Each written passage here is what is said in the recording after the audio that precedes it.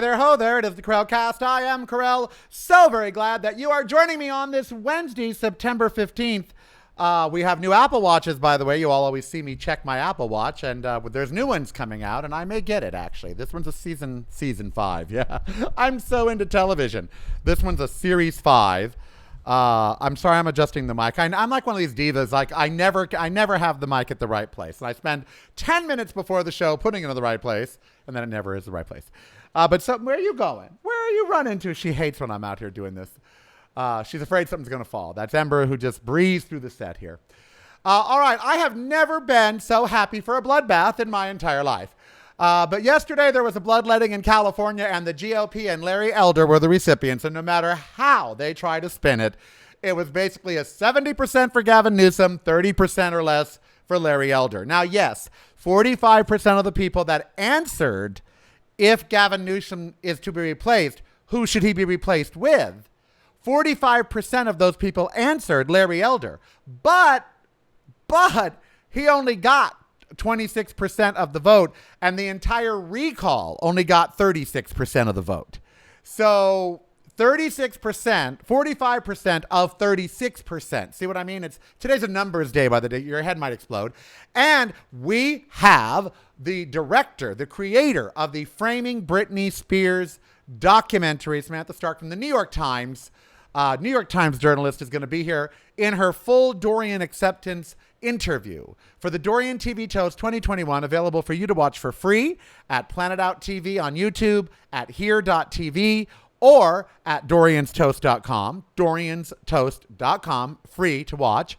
In that award show, we interviewed the winners and we let them speak, which makes us different than every other award show. We've been doing it first, and now they're all jumping on board. Truly. But we did it first. And so I had to cut those down for the show.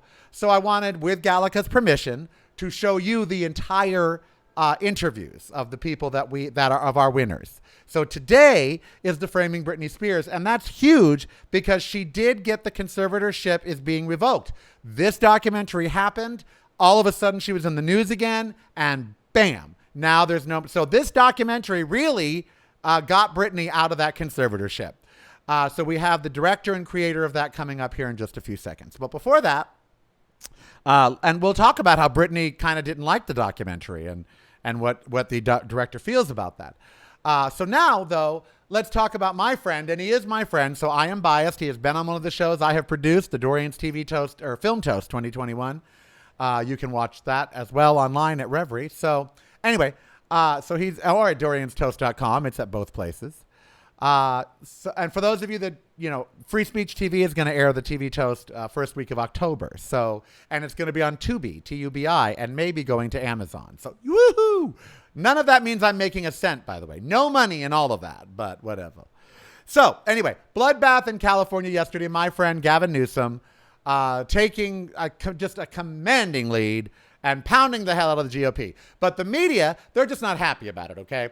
They still want to say, oh, this could mean trouble for Democrats in the regular election. Or that the media has turned negative on everybody and everything, and you need to tune it out. Even MSNBC, CNN, all they do is find the bad in everything now, and they give voice to people. For instance, it is not up for a candidate to say whether they accept the results of an election. There is not a debate there, okay? It's like going in for an audition and them calling you back and saying, we're sorry you didn't get the job. And you say, oh, no, I got the job. I'm challenging the results of the audition. I want to speak to the producers. I want a full audit of everybody at the audition. No, I'm going to get the part. That's ridiculous. That's like you going for a job interview and them turning you down and you saying, no, I'm going to work there and I challenge you. This is how ridiculous the GOP has become, okay? So I am now trolling everybody with a hashtag called FixYourHeadline. And I just bought the website, the web address, fixyourheadline.com for $9. And I'm going to start putting a Twitter feed there of all the posts that say Fix Your Headline. Because I have been rewriting the headlines for people. Like in Gavin Newsom, where it says, is Larry Elder now becoming the new voice of the GOP in California? And my headline for that is, irrelevant, bigoted talk show host to lead even more irrelevant party. because that's the truth. Okay? Headlines don't say the truth anymore. And so I'm doing Fix Your Headlines on Twitter. If you follow me on Twitter at Really Karel, you'll see that I do a hashtag Fix Your Headline. And I started that hashtag about a year ago, and now it's catching on.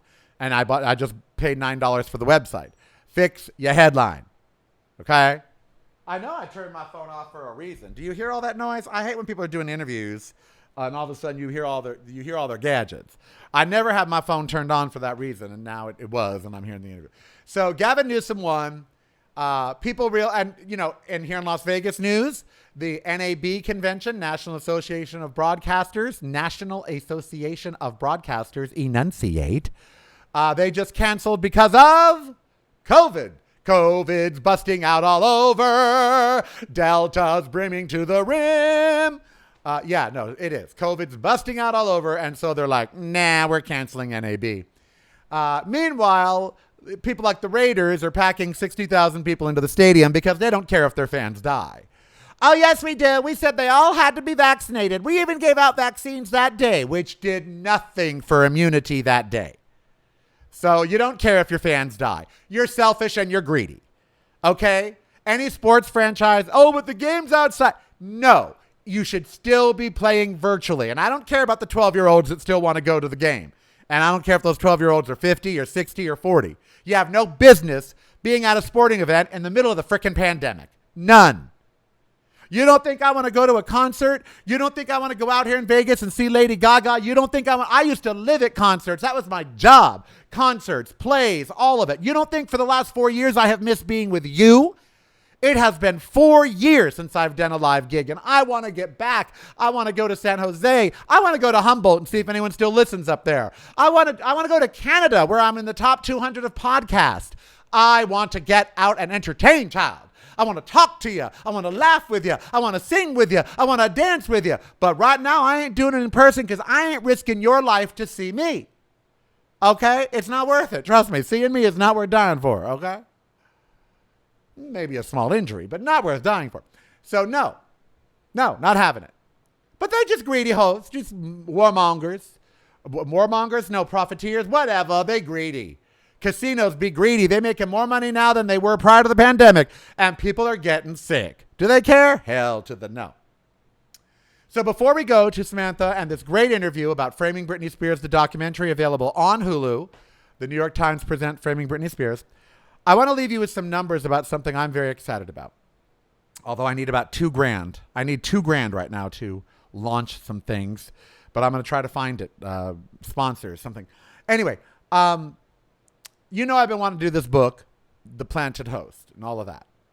Well, I've really refined it to planet-based eating because it's no longer about vegan. It's no longer about vegetarian. It's about what will the planet sustain. It's no longer about what we want. When you move to a foreign place or a foreign planet like Mars, you will eat and you will grow on that planet what you're able to. Okay? Or anywhere, any part of the world. You grow the crops, you do the farming that the area will sustain. Well, how many eggs do you think the world eats? All right, put a number in your head right now. How many eggs per year do you think the world eats? Put that number in your head. 10 million, 100 million, 500 million, a billion, 8 billion. How many eggs do you think the world eats? Guess what? 1.2 trillion with a T annually.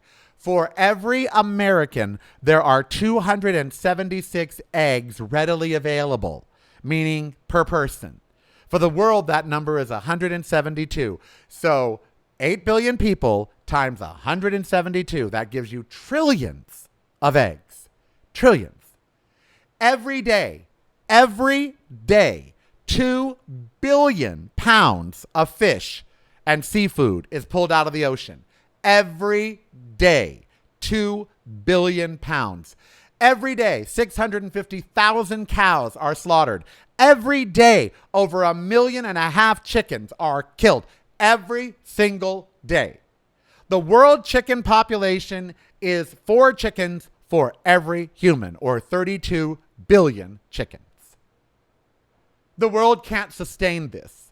That's too many animals being raised for one thing, taking up too many resources. Too much land, too much water, too much methane being released, the factory farms, all of it. So I don't want to hear about anything about the environment except changing our diet. That is the first and foremost thing that needs to be done. Not solar, not electric cars, changing our diet, period. So if you don't become a planet-based eater, then you are betraying science and the planet. It's time I just talk to you in the terms that you need to hear. If you don't make 80% of your diet plant-based, okay, 80%, you can have 20% of your diet having meat and dairy. That means out of 3 meals a day, 90 meals a month, out of those 90 meals, 18 can have meat or dairy. Okay, 18 out of the 90. The other 72 must have, I can do math, can't I? Must have plant-based only. So out of 90 meals a month, you get 18 with meat and dairy. The rest have to be plant-based, or the planet is going to die. Period. End of story. No debate. No nothing. I don't ascribe to there's two sides. No, this is the fact. If you don't believe me, go look it up yourself. I've done the research.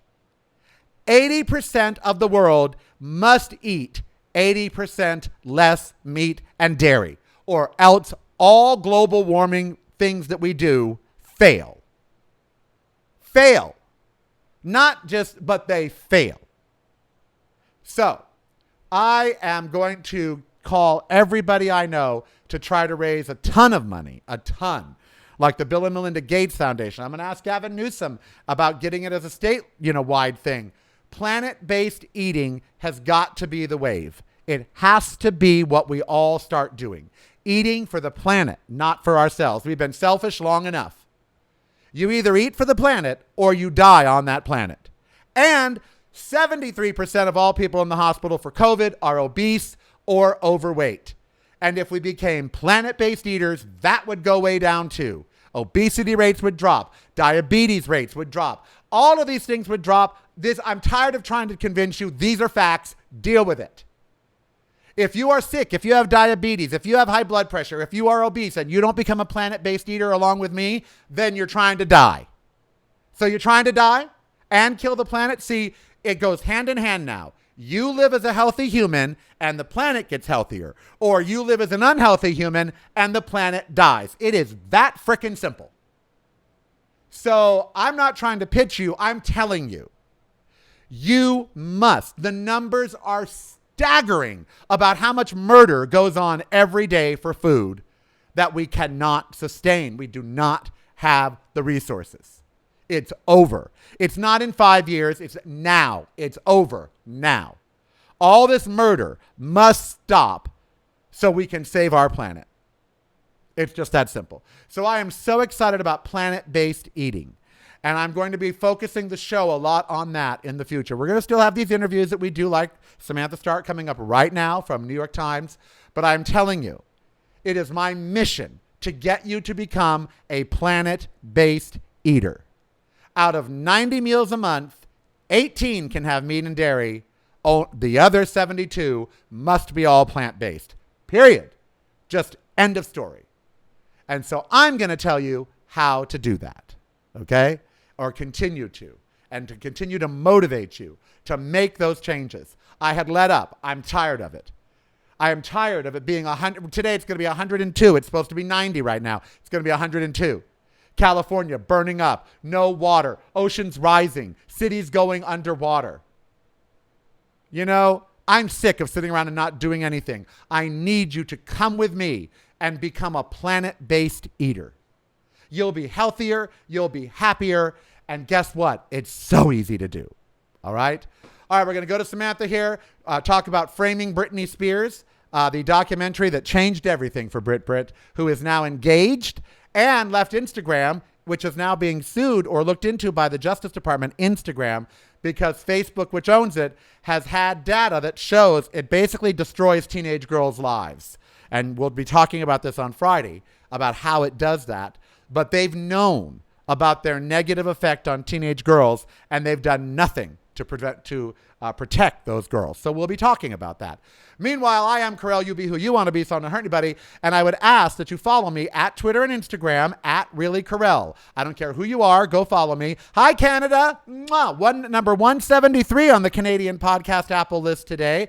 Mwah. And 184 in the United States. I'm in the top 200 in 2 countries. I love you all. I'm going to get you all healthy. Now that California's problem is solved, we're going to keep kicking asses in elections. We're going to throw this GOP out. We are going to get ourselves and our planet healthy, and we are going to get back to life and back to reality, because I have had enough of all this other stuff. Now let's go. Don't forget to follow me at reallykarel. And if you could give $5 a month at Patreon, Patreon, patreon.com/Karel, Karel. Any of you wanting to make donations to the show that aren't through Patreon, just email contact@reallykarel.com and I will send you the PayPal, or just go to paypal.me/reallykarel, and you can make donations there as well. By the way, the book has changed. It's all about plant-based eating. I am going to be having copies probably in the next 90 days to 120 days through BookBaby. Once I finish writing it and photographing it, that'll take 30 days and then 60 days production. They'll be offered at a horribly expensive price, like 40 or 50 bucks each at first, because it'll be individually printed for you. But then when we get a publisher, and we will, it'll go down. So that's happening. Planet-based eating is the thing, baby. You're going to hear about it here. Meanwhile, let's talk Brit, and I'll see you on Friday.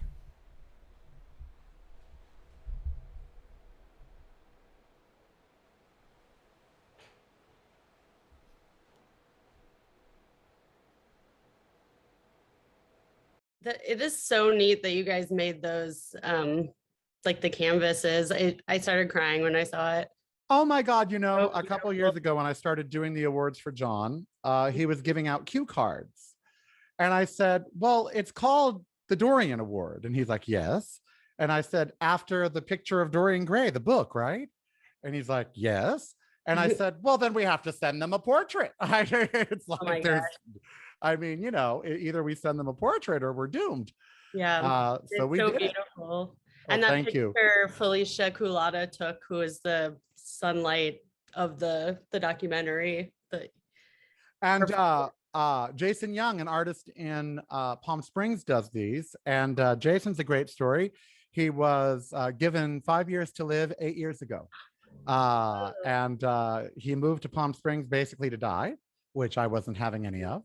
And because of the new biologics, the Keytruda drug, he has no more lesions, no more anything, and he's in remission. So he's the best graphic artist I know. So I called him up and said, I need you to do these wonderful things to stars. And he's like, okay. Oh my gosh, gorgeous.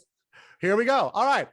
And the winner of this year's Dorian for Best Documentary goes to Samantha Stark for Framing Britney Spears. And she is here with us now. Congratulations, Samantha. Thank you. So thrilled. Let's talk about the documentary. A question just popped into my mind. But first of all, why? It's your first documentary feature. Why did you choose you got to be passionate about something you're making a movie about. Why did you choose Britney Spears as your first feature-length exposition for the New York Times? Yeah, so I work for the New York Times, and we have this series, and we work collaboratively with a lot of people in the newsroom. So it was actually Liz Day's idea. She appears in the film, and the original idea was to look back at media coverage of Britney Spears, post Me Too, and see how outrageous and misogynistic it was. And so I wanted to do that because that spoke to me. And then when we started researching for the film, we realized she was in this conservatorship. And then, it just went from there. I went to the first thing that I did was I wanted to know why people loved Britney Spears. So I talked. Were you a fan? I didn't know that much about her, honestly. So I think actually my perspective of coming at it fresh really helped, because there were so many, there's this narrative of her for years, like Britney went crazy and she needs protection and she's totally happy with this conservatorship. It's fine. And I started talking to the fans, and that changed so much. Do you want to hear about that? I'd love to. One of the people I follow on Instagram, and I don't know why, is Chris Crocker, uh, who this morning, of course, is having problems with his grandparents having COVID.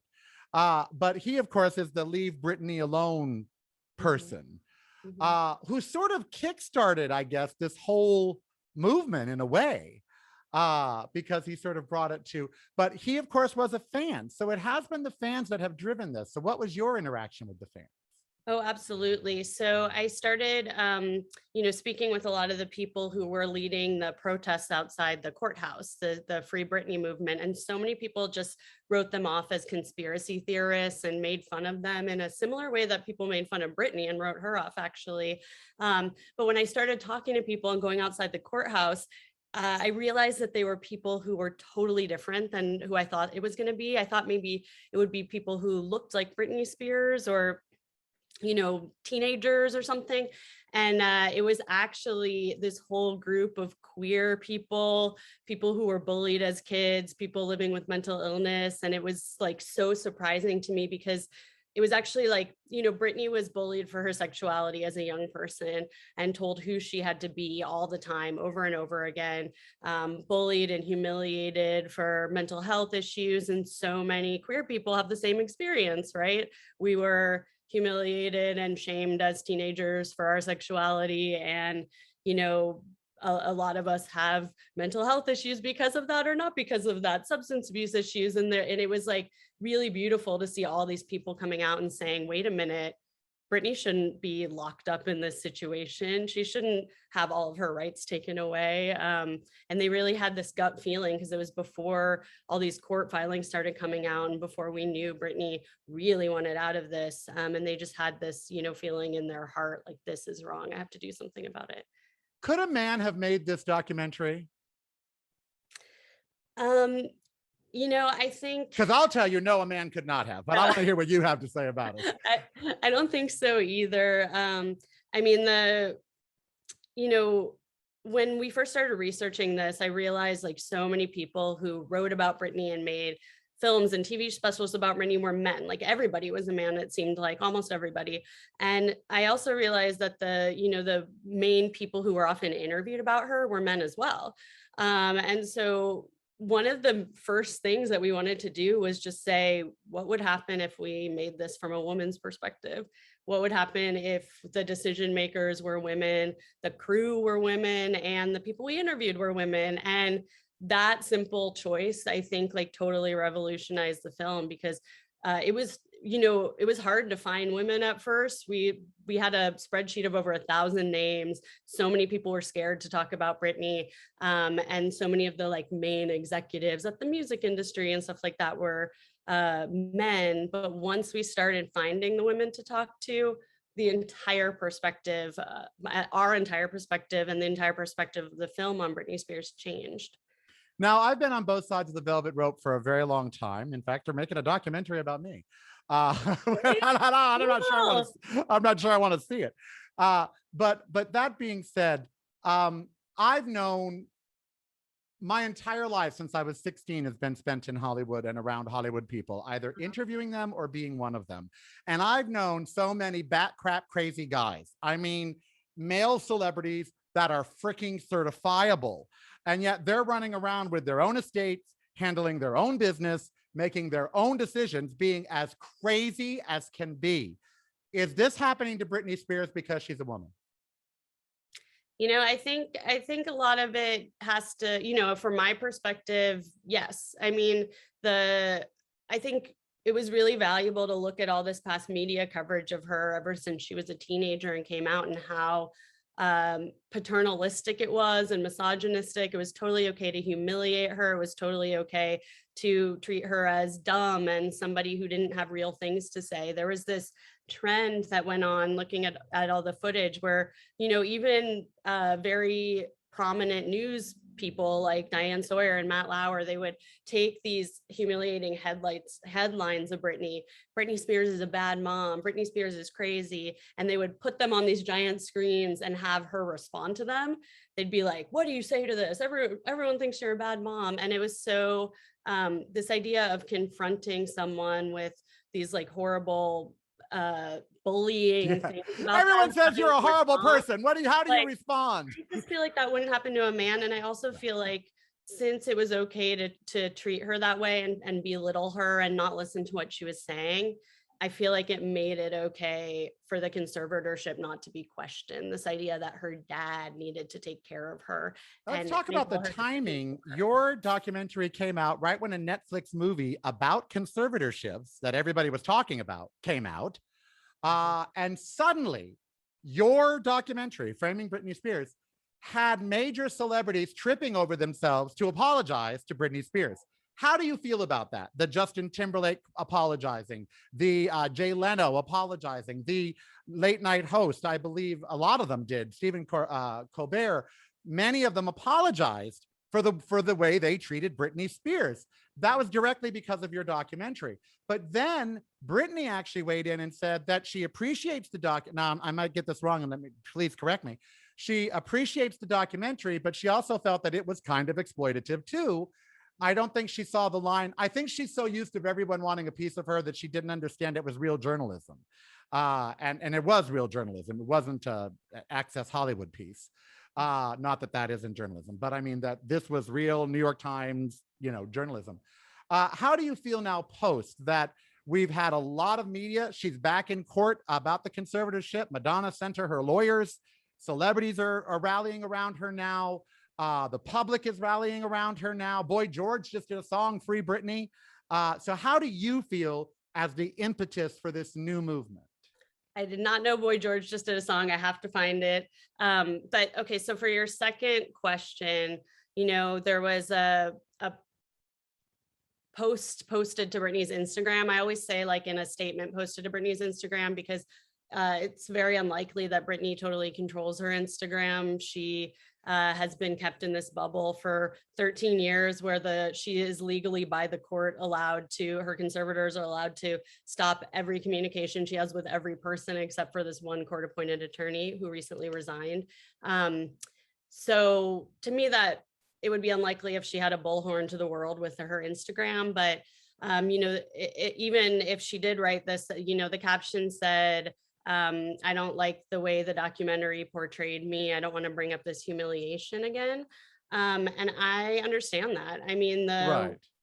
we had a lot of back and forth about the ethical issues of showing all this stuff and re-traumatizing Britney. I was thinking about how we could re-traumatize Britney as little as possible, actually, when we were making this, and her family. We kind of unfortunately for you though, the facts are pretty traumatizing. Exactly. And so we we wanted to reframe these pictures. Everyone always, it's like burned in the subconscious of the world, right? So I did a survey of everybody I knew and said, what's the first thing that comes to your mind when you think of Britney Spears? And almost everybody said when she shaved her head.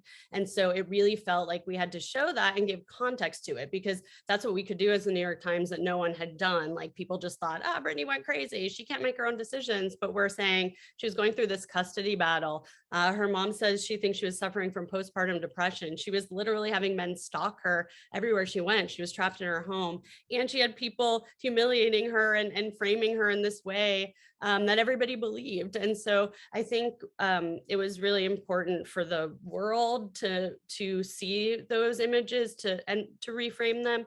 We had hours and hours and hours and hours of footage of people humiliating Britney Spears.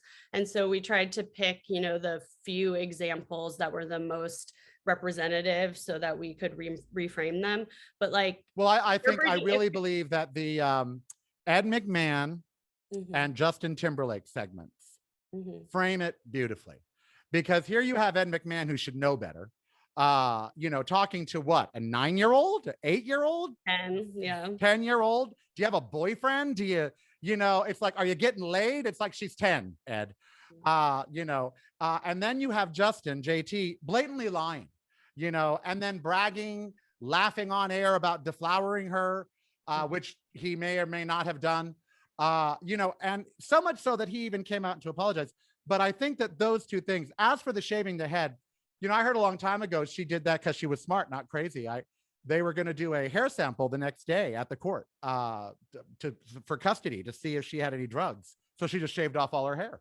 I thought, that ain't crazy. It's totally unclear the reasoning behind it, but I shaved my head when I was in my 20s, and I'm making hello, Mohawk. I'm 58. It's like and I think the umbrella incident, reframing that was really important, because when you watch the video of it, it lasts 2 seconds. She doesn't even hit the guy. She hits his car. He's following her around at one of the most vulnerable and horrible times of her life, trying to get her kids back and asking her questions about it. Everyone I know is like, I would have hit him with the umbrella sooner. And I think that was valuable, but I understand why Britney Well, you bring up a point. Most of what happened to Britney Spears, if it happened to you or I, would be actionable by the police. Exactly. Totally. 100%. And so I think that's what we were trying to show also. And yeah, no matter, I guess if Britney does feel that way, I understand, because why do you want to look at humiliating things about yourself? Oh, as I told you, I would never want to see a documentary about myself. Well, I would just, too much truth. Well, congratulations on the win. Congratulations on your first documentary feature. I know you'll be doing more. And whether she knows it or not, and I think she does, you did Britney an enormous solid. You did an accurate, thorough journalistic presentation of what happened to her. You made a lot of people around the world feel very badly for the way they treated her, and they should feel very badly. And you sort of served us a wake-up call as to how we treat all women that are famous in the media. There is a double standard, the way the media treats women versus the way that the media treats men.